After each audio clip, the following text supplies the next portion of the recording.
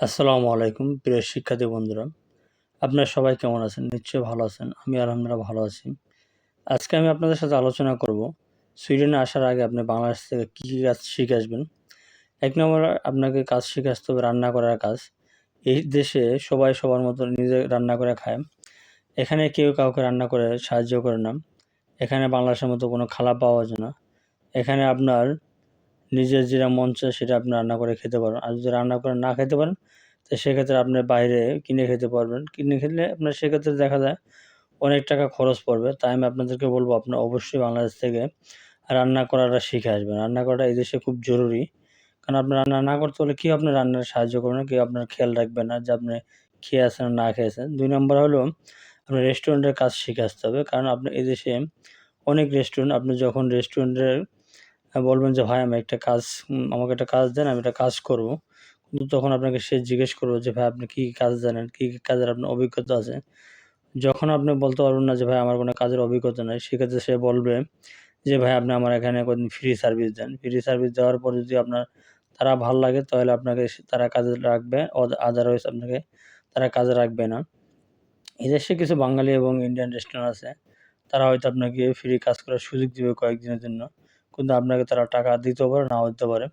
এজন্য অবশ্যই আপনারা যারা বিদেশে আসতে চান, তাদেরকে আমি বলব যে আপনারা রেস্টুরেন্টের কাজগুলো শিখে আসবেন। যাতে আপনারা এই দেশে আসলে ইজিলি কাজে জয়েন করতে পারবেন। কারণ আপনাকে যেকোনো জায়গায় আপনি যদি কাজ করতে চান, তো অবশ্যই আপনাকে জিজ্ঞেস করবে যে, "ভাই আপনি কি কাজে আপনার অভিজ্ঞতা আছে?" কারণ অভিজ্ঞতা ছাড়া আপনি পৃথিবীর কোথাও কোনো কাজ পাবেন না। সেক্ষেত্রে আপনাকে শ্রম দিতে হবে বিনা পয়সায়। বিনা পয়সায় যদি শ্রম দেন, সেক্ষেত্রে দেখা যায় আপনার কয়েকটা দিন নষ্ট হবে। কারণ আপনার এখানে সুইডেনে থাকা খাওয়া অনেক খরচ যাচ্ছে।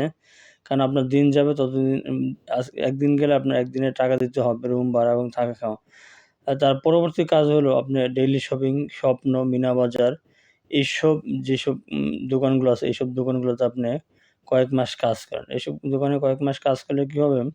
ডেইলি শপিং, স্বপ্ন, মিনা বাজারের মতো এইসব দেশেও আ দোকানগুলো আছে, এইসব দোকানগুলোতে আপনি কাজ করতে পারবেন এবং আপনাকে তারা কাজের সুযোগ দিবে। যদি এইসব দোকানে আপনার যদি কাজের অভিজ্ঞতা না থাকে, সেক্ষেত্রে আপনি কোনো কাজ করার সুযোগ পাবেন না। আর যদি সুযোগ না পান, তাহলে আপনি মনে করেন যে ওই বসে থাকতে হবে। কারণ আপনার কাজের জন্য ওয়েট করতে হবে। আর যদি ওয়েট করেন তাহলে আপনার ক্ষেত্রে দেখা যায় আপনি ইনকাম করতে পারবেন না।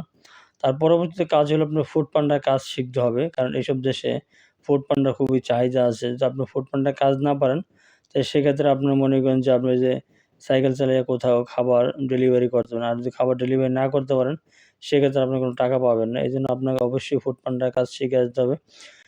সর্বশেষ যে কাজটা শিখতে হবে সেটা হলো আপনার ড্রাইভিং লাইসেন্স। ড্রাইভিং এর কাজটা আপনি শিখে আসতে পারেন। ড্রাইভিং এর কাজ শিখে আসলে এই দেশে আপনার ড্রাইভিং এর স্কুলে ভর্তি হতে স্কুলে ভর্তি হলে তখন আপনার মনে করেন যে গাড়ি চালানো সহজ। গাড়ি চালানো সহজ হলে তো আপনি এদেশে গাড়ি চালাতে পারবেন। গাড়ি চালায় আপনি পয়সা উপার্জন করতে পারবেন।